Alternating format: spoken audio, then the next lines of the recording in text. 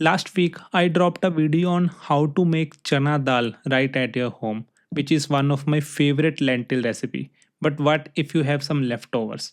Yes, of course you can eat those leftovers, but you can also turn them into chana dal roti, a protein rich roti, which is a full dish on its own. In this video, I will show you how to make this amazing flatbread right at your home. Start with 2 cups of whole wheat flour.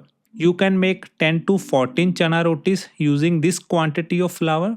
Now we will add some spices to it.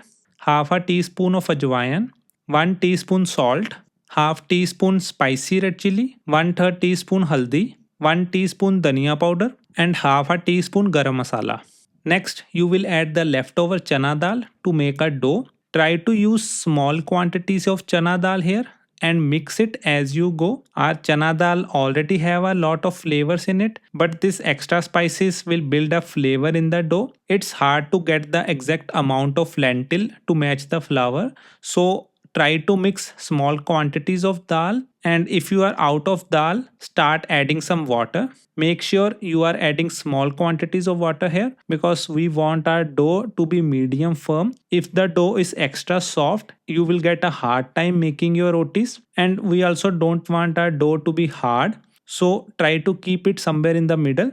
You can see your dough should be soft enough so that your fingers are leaving the marks on the dough. Once your dough is ready, it's time to add some oil in order to remove the stickiness. Spread this oil on all sides, and you can even use desi ghee or butter instead of cooking oil.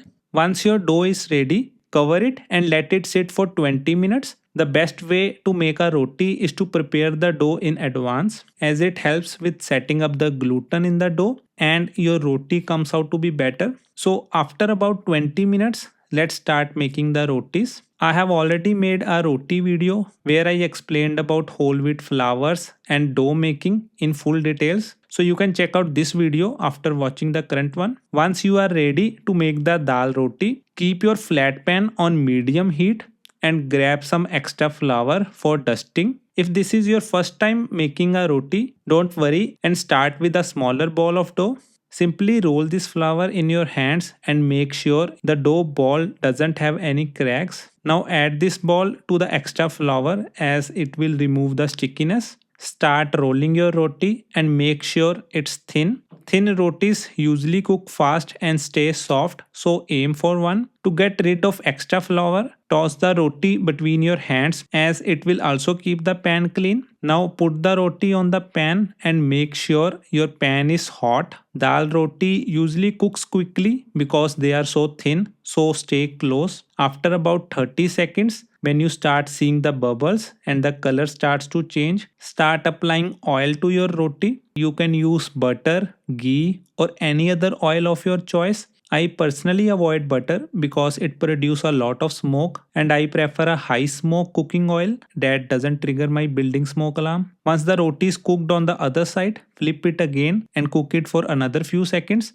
You will apply the oil on both sides as it will keep the roti soft. Make sure not to overcook it, otherwise it will get too hard. In less than a minute, your roti will be ready. You can apply some butter on the top as it will enhance the taste of your roti. While your current roti is cooking, keep rolling the dough to make multiple rotis at once. These rotis are rich in protein and can be enjoyed on its own or with pickle and yogurt. You can make multiple rotis at a time and keep them for later, but make sure to apply butter between each roti to keep it soft and flavorful. If you are concerned about oil on your roti, you can apply oil on just one side and then flip it. This method uses less oil, but make sure not to overcook it, otherwise your roti will get too dry.